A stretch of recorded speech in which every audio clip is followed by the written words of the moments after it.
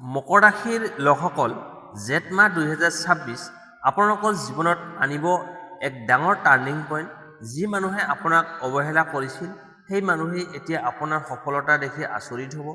এই মাহত শনি আৰু মংগলৰ বিশেষ প্ৰভাৱৰ বাবে বহুদিন ধৰি ৰৈ থকা কাম হঠাৎ সম্পূৰ্ণ হ'ব পাৰে। কিন্তু সাৱধান, এজন খুব ওচৰৰ মানুহৰ কাৰণে মনত দুখ পাব পাৰে। প্ৰেম, টকা পইচা, কৰ্মজীৱন আৰু ভাগ্য সকলো ক্ষেত্ৰতে আহিব কিছুমান চমকপ্ৰদ পৰিৱৰ্তন। জেঠ মাহৰ কোন তাৰিখত আপোনাৰ বাবে সোণালী সময়, কোন ৰঙে আনিব ভাগ্য আৰু কোন ভুলৰ বাবে ডাঙৰ ক্ষতি হ'ব পাৰে। ভিডিঅ'টো শেষলৈকে চাই থাকক, কাৰণ শেষত মই ক'ম এটা বিশেষ প্ৰতিকাৰ যিয়ে আপোনাৰ ভাগ্য সম্পূৰ্ণ সলনি কৰিব পাৰে। বেছি পলম নকৰি আহক তেন্তে আৰম্ভ কৰোঁ। প্ৰেম আৰু দাম্পত্য জীৱন। মকৰ ৰাশিৰ লোকসকলৰ বাবে জেঠ মাহ 2026 প্ৰেম আৰু দাম্পত্য জীৱনত বহু গভীৰ অনুভৱৰ সময় আহিব। এই মাহত আপোনাৰ হৃদয়ত বহুদিন ধৰি লুকাই থকা কথা বাহিৰলৈ ওলাই আহিব। যিসকল অবিবাহিত তেওঁলোকৰ জীৱনত নতুন কোনো বিশেষ মানুহৰ আগমন হোৱাৰ যোগ দেখা গৈছে। প্ৰথমতে এই সম্পৰ্ক সাধাৰণ বন্ধুত্বৰ দৰে আৰম্ভ হ'ব, কিন্তু লাহে লাহে ই গভীৰ প্ৰেমলৈ ৰূপ ল'ব পাৰে। ইতিমধ্যে যিসকলে প্ৰেমৰ লগত জড়িত হৈ আছে তেওঁলোকৰ মাজত অলপ ভুল বুজাবুজি হ'ব পাৰে। বিশেষকৈ জেঠ মাহৰ মাজভাগত অহংকাৰ আৰু ৰাগ খং নিয়ন্ত্ৰণ নকৰিলে সম্পৰ্কত দূৰত্ব আহিব পাৰে। বহু সময়ত আপুনি ভাবিব যে সন্মুখৰ মানুহজনে আপোনাক বুজি নাপায়, কিন্তু সত্য এইটো যে আপোনাৰ নীৰৱতে সমস্যাৰ ডাঙৰ কৰি তুলিব। এই সময়ত সঁচা কথা খুলি কওক, হৃদয়ৰ কথা মনত নাথাকিব। এই মাহত কিছুমান মকৰ ৰাশিৰ লোকে পুৰণি প্ৰেম পুনৰ ঘূৰাই অহাৰ যোগ দেখা গৈছে।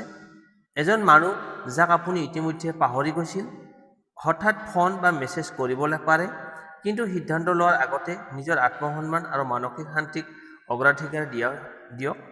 সকলো পুৰণি সম্পৰ্ক পুনৰ আৰম্ভ হোৱাৰ বাবে সময়। দাম্পত্য জীৱনত এই মাহত দায়িত্ব বাঢ়িব। পৰিয়ালৰ কোনো বিষয় বা আৰ্থিক প্ৰেছাৰৰ বাবে স্বামী স্ত্ৰীৰ মাজত অলপ টেনশ্যন আহিব পাৰে, কিন্তু মনত ৰাখিব এই সময়ত একেলগে থাকিলেহে সমস্যা সমাধান হ'ব। যদি দুয়োজনেই ধৈৰ্য ধৰে তেন্তে এই সম্পৰ্ক আগলৈকে অধিক মজবুত হ'ব। জেঠ মাহৰ শেষৰ ফালে ৰোমাঞ্চ আৰু সুখৰ মুহূৰ্ত বৃদ্ধি পাব। একেলগে ভ্ৰমণ, ডিনাৰ বা সৰু কোনো ছাৰপ্ৰাইজ আপোনালোকৰ সম্পৰ্কত নতুন উষ্ণতা আনিব। যিসকলৰ বিবাহৰ কথা চলি আছে তেওঁলোকৰ বাবে এই মাহটো শুভ সংকেত লৈ আহিছে। পৰিয়ালৰ সন্মতি বা নতুন প্ৰস্তাৱ অহাৰ সম্ভাৱনা আছে। কিন্তু এটা কথা বিশেষকৈ মনত ৰাখিব লাগিব, তৃতীয় ব্যক্তিৰ কথা শুনি নিজৰ সম্পৰ্ক নষ্ট নকৰিব। এই মাহত কিছুমান মানুহে আপোনাৰ সুখ দেখি হিংসা কৰিব, কিন্তু নিজৰ ব্যক্তিগত কথা সকলোৰে আগত শ্বেয়াৰ নকৰিব। মকৰ ৰাশিৰ মানুহ সাধাৰণতে বাহিৰৰ পৰা কঠিন দেখায়, কিন্তু ভিতৰত খুব অনুভৱপ্ৰবণ। এই মাহত আপুনি বুজিব যে সঁচা ভালপোৱা মানে কেৱল একেলগে থকাটোৱেই নহয়, বিপদৰ সময়তো হাত এৰি নিদিয়া। যদি আপুনি সঁচাকৈয়ে কাৰোবাক ভাল পায় তেন্তে এই মাহত সেই অনুভৱ প্ৰকাশ কৰিবলৈ ভয় নকৰিব, কাৰণ ভাগ্য এইবাৰ আপোনাৰ হৃদয়ৰ পক্ষত আছে। এতিয়া আহিছোঁ আপোনাৰ ধন সম্পত্তি মানে টকা পইচা। মকৰ ৰাশিৰ লোকসকলৰ বাবে জেঠ মাহ 2026 টকা পইচাৰ ক্ষেত্ৰত এক গুৰুত্বপূৰ্ণ সময় হিচাপে দেখা গৈছে। এই মাহত আপোনাৰ আৰ্থিক পৰিস্থিতি কিছুমান ডাঙৰ পৰিৱৰ্তন লৈ আহিব। বহুদিন ধৰি ৰৈ থকা টকা পইচা ঘূৰাই পোৱাৰ সম্ভাৱনা আছে। যি টকা আপুনি আশা কৰি এৰি দিছিল সেই টকাৰ খবৰ আপুনি হঠাৎ আহিব পাৰে। মাহৰ আৰম্ভণিতে অলপ খৰচ বাঢ়িব পাৰে, বিশেষকৈ পৰিয়াল, ঘৰ বা স্বাস্থ্যজনিত বিষয়ত টকা খৰচ হ'ব পাৰে। কিন্তু চিন্তা নকৰিব, কাৰণ মাহৰ মাজভাগৰ পৰা টকা পইচাৰ আগমন লাহে লাহে বৃদ্ধি পাব। কৰ্মক্ষেত্ৰত বা ব্যৱসায়ত কৰা কষ্টৰ ফল এই সময়ত পোৱা দেখা যাব। যিসকল চাকৰি কৰে তেওঁলোকৰ বাবে নতুন সুযোগ আহিব পাৰে। বেতন বৃদ্ধি, ইনচেণ্টিভ বা নতুন দায়িত্বৰ যোগ আছে। কিছুমান মকৰ ৰাশিৰ লোকে পাৰ্ট টাইম কাম বা ছাইড ইনকামৰ পৰা লাভ পাব পাৰে। বিশেষকৈ যিসকলে অনলাইন কাম, ইউটিউব ব্যৱসায় বা কমিশ্যন ভিত্তিক কামৰ লগত জড়িত তেওঁলোকৰ বাবে এই মাহটো একদম লাভজনক হ'ব। ব্যৱসায়ীসকলৰ বাবে জেঠ মাহ খুব গুৰুত্বপূৰ্ণ হ'ব। নতুন গ্ৰাহক, নতুন চুক্তি বা নতুন সংযোগৰ পৰা লাভ হ'ব, কিন্তু এটা ভুল সিদ্ধান্তই ডাঙৰ ক্ষতি কৰিব পাৰে। কাকো সহজে বিশ্বাস নকৰিব, বিশেষকৈ টকা ধাৰ দিয়া বা জইন ইনভেষ্টমেণ্ট কৰাৰ আগতে সকলো দিশ ভালদৰে চাই ল'ব। এই মাহত মাটি, ঘৰ বা যান বাহনৰ লগত জড়িত ক্ষেত্ৰত লাভযোগ দেখা গৈছে। কিছুমান মানুহে নতুন সম্পত্তি কিনাৰ কথা ভাবিব পাৰে, আনহাতে পুৰণি সম্পত্তি বিক্ৰী কৰিও লাভ পাব পাৰে। আপুনি যদি বহুদিন ধৰি ঘৰ বনোৱা বা মাটি কিনাৰ কথা চিন্তা কৰি আছিল, তেন্তে এই মাহৰ শেষৰ ফালে শুভ সময় হ'ব পাৰে। কিন্তু জেঠ মাহত এটা ডাঙৰ সতৰ্কবাণী আছে, অপ্ৰয়োজনীয় খৰচ নিয়ন্ত্ৰণ কৰক। কেতিয়াবা মকৰ ৰাশিৰ মানুহে নিজৰ মৰ্যাদা দেখুৱাবলৈ বেছি খৰচ কৰে। এই অভ্যাসে পিছত আৰ্থিক প্ৰেছাৰত আনিব পাৰে। লাক্সাৰী বা দেখুৱাবলৈ টকা খৰচ কৰাৰ আগতে দুবাৰ ভাবি চিন্তি ল'ব। বন্ধু বা আত্মীয়ৰ পৰা টকাৰ বিষয়ত অলপ সমস্যা হ'ব পাৰে। কাকো গেৰেণ্টি দিব নালাগে, নহ'লে পিছত নিজে সমস্যাত পৰিব পাৰে। এই মাহত ভাগ্য আপোনাক এটা শিক্ষা দিব। টকা আহিব পাৰে, কিন্তু ধৈৰ্য আৰু বুদ্ধিৰে চলিলেহে সেই টকা টিকি থাকিব। সঞ্চয়ৰ ওপৰত গুৰুত্ব দিয়ক। ভৱিষ্যতৰ বাবে নতুন প্লান আৰম্ভ কৰক। জেঠ মাহৰ শেষৰ ফালে হঠাৎ কোনো ভাল খবৰ আহিব পাৰে। কিছুমানে বোনাছ, উপহাৰ বা অপ্ৰত্যাশিত লাভ পাব পাৰে। যদি আপুনি বহুদিন ধৰি আৰ্থিক সমস্যাৰ মাজেৰে গৈ আছিল, তেন্তে এই মাহৰ পিছৰ সময়ত লাহে লাহে উন্নতিৰ দিশলৈ আগবাঢ়িব। মনত ৰাখিব, মকৰ ৰাশিৰ মানুহক কষ্ট আৰু ধৈৰ্যৰ জৰিয়তে সফল হয়। এই মাহত আপোনাৰ কষ্টৰ মূল্য নিশ্চয় পোৱা যাব, কিন্তু সঠিক সিদ্ধান্ত লোৱাটো খুবেই প্ৰয়োজন। তাৰপিছত হৈছে আপোনাৰ কৰ্মজীৱন। মকৰ ৰাশিৰ লোকসকলৰ বাবে জেঠ মাহ 2026 কৰ্মজীৱনৰ ক্ষেত্ৰত অত্যন্ত গুৰুত্বপূৰ্ণ সময় হ'ব পাৰে। এই মাহত আপোনাৰ পৰিশ্ৰম, ধৈৰ্য আৰু ডিচিপ্লিন ফল স্পষ্টকৈ দেখা যাব। বহুদিন ধৰি যি কামত আপুনি কষ্ট কৰি আছিল, সেই কামৰ ফল এতিয়া লাহে লাহে হাতলৈ আহিব। মাহৰ আৰম্ভণিতে কৰ্মক্ষেত্ৰত অলপ প্ৰেছাৰ বাঢ়িব পাৰে। অফিচ, বিজনেছ বা নিজা কামত দায়িত্ব বৃদ্ধি পাব। বহু সময়ত আপুনি অনুভৱ কৰিব যে সকলো কাম একেলগে আপোনাৰ ওচৰত আহি পৰিছে, কিন্তু এই প্ৰেছাৰেই আপোনাৰ ভিতৰৰ শক্তিক জগাই তুলিব। কাৰণ মকৰ ৰাশিৰ মানুহ যিমানেই কষ্ট পায়, সিমানেই শক্তিশালী হৈ উঠে। চাকৰি কৰা লোকসকলৰ বাবে এই মাহত নতুন সুযোগ আহিব পাৰে। ছিনিয়ৰ বা বছ আপোনাৰ কামত সন্তুষ্ট হ'ব। বহুদিন ধৰি ৰৈ থকা প্ৰমোশ্যন, ট্ৰেন্সফাৰ বা চেলাৰী বৃদ্ধি সম্পৰ্কীয় আলোচনা আৰম্ভ হ'ব পাৰে। বিশেষকৈ government sector, banking, teaching, engineering আৰু মেনেজমেণ্টৰ লগত জড়িত লোকসকলৰ বাবে শুভ সময়। যিসকল নতুন চাকৰি বিচাৰি আছে, তেওঁলোকৰ বাবে মাহৰ মাজভাগৰ পৰা ভাল খবৰ অহাৰ সম্ভাৱনা আছে। ইণ্টাৰভিউ বা কম্পিটিটিভ এক্সামত সফলতাৰ যোগ দেখা গৈছে। কিন্তু এটা কথা মনত ৰাখিব, আত্মবিশ্বাস হেৰুৱাব নালাগে। কেতিয়াবা সুযোগ খুব ওচৰতে থাকিলেও ভয়ৰ বাবে মানুহ পিছ পৰি যায়। ব্যৱসায়ীসকলৰ বাবে এই মাহত নতুন প্ৰজেক্ট বা পাৰ্টনাৰশ্বিপৰ সুযোগ আহিব পাৰে।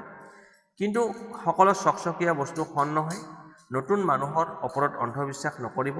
কোনো কাগজ বা চুক্তি ভালদৰে নপঢ়াকৈ চাইন নকৰিব। জেঠ মাহত বুদ্ধি আৰু ধৈৰ্যই আপোনাক ডাঙৰ ক্ষতিৰ পৰা বচাব।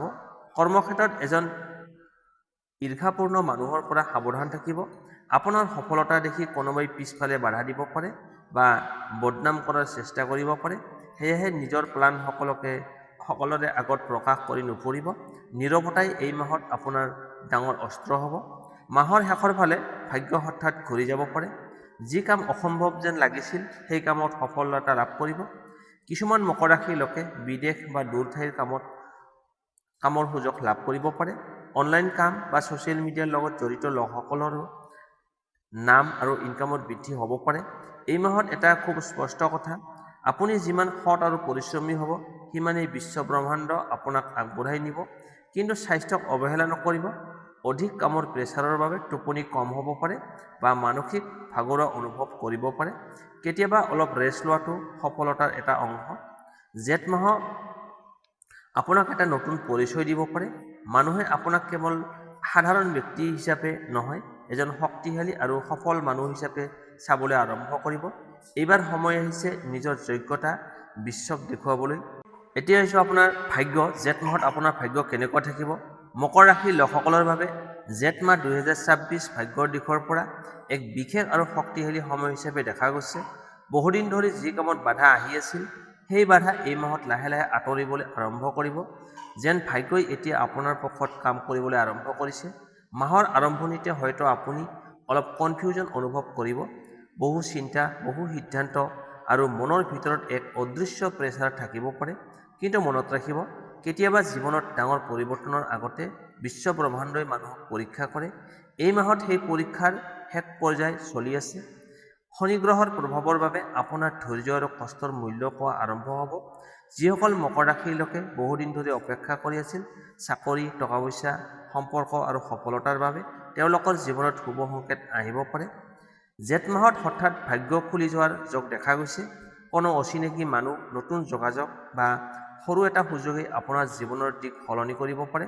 সেয়েহে এই মাহত নতুন মানুহৰ লগত সংযোগ কৰক আৰু সুযোগ হাতৰ পৰা যাবলৈ নিদিব। মাহৰ মাজভাগত এটা বিশেষ শুভ সময় আহিব যেতিয়া আপুনি অনুভৱ কৰিব যে বহু অসম্ভৱ কাম সহজ হৈ গৈছে। যি কাম আগতে বাৰে বাৰে বিফল হৈছিল সেই কাম এইবাৰ সফল হ'বলৈ আৰম্ভ কৰিব। বিশেষকৈ 11 তাৰিখৰ পৰা 19 তাৰিখৰ ভিতৰত ভাগ্যৰ শক্তিশালী সহায় যোগ আছে। কিন্তু এটা খুব গুৰুত্বপূৰ্ণ কথা, ভাগ্য সহায় কৰিলেও ভুল সিদ্ধান্তই সকলো নষ্ট কৰিব পাৰে। ৰাগ খং, অহংকাৰ আৰু খৰধৰ কৰি লোৱা সিদ্ধান্তই এই মাহত আপোনাৰ ডাঙৰ শত্ৰু হ'ব। যিকোনো সিদ্ধান্ত লোৱাৰ আগতে ঠাণ্ডা মগজুৰে চিন্তা কৰক।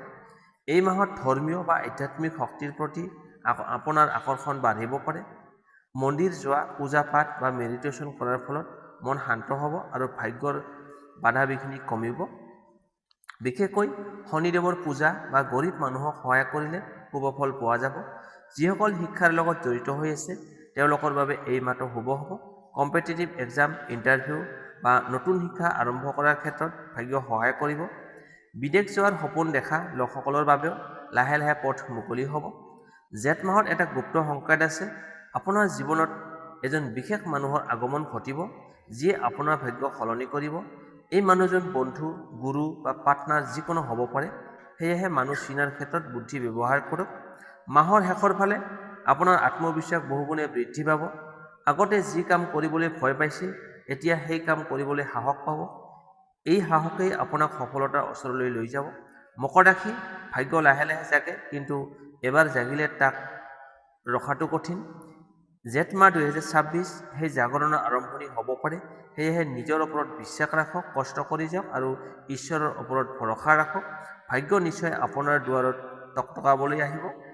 তেনেহ'লে মকৰ ৰাশিৰ জাতক-জাতিকাসকল, জেঠ মাহ 2026 আপোনালোকৰ বাবে হ'ব পাৰে জীৱন সলনি কৰা এটা বিশেষ সময়। প্ৰেম, টকা পইচা, কৰ্মজীৱন আৰু ভাগ্য সকলো ক্ষেত্ৰতে আহিব পাৰে নতুন সুযোগ, নতুন পৰীক্ষা। মনত ৰাখিব, এই মাহত ধৈৰ্য, বুদ্ধি আৰু আত্মবিশ্বাসী হ'ব আপোনাৰ আটাইতকৈ ডাঙৰ শক্তি। যদি আপুনি সঁচাকৈয়ে কষ্ট কৰি আগবাঢ়ি যায় তেন্তে এই মাহৰ শেষৰ ফালে বহু অসম্ভৱ কামো সম্ভৱ হৈ উঠিব। ঈশ্বৰৰ ওপৰত বিশ্বাস ৰাখক আৰু কাকো নিজৰ সপোন ভাঙিবলৈ নিদিব। ভিডিঅ'টো ভাল লাগিলে লাইক কৰক, শ্বেয়াৰ কৰক আৰু চেনেলটো ছাবস্ক্ৰাইব কৰি আমাৰ পৰিয়ালৰ অংশ হৈ যাওক। কমেণ্টত নিশ্চয় লিখিব জয় শনিদেৱ, যাতে আপোনাৰ জীৱনত শুভ শক্তিৰ আগমন হয়। আকৌ লগ পাম এটা নতুন ৰাশিফল ভিডিঅ'ত। তেতিয়ালৈকে সুখী থাকক, সুস্থ থাকক আৰু নিজৰ ওপৰত বিশ্বাস ৰাখক। ধন্যবাদ।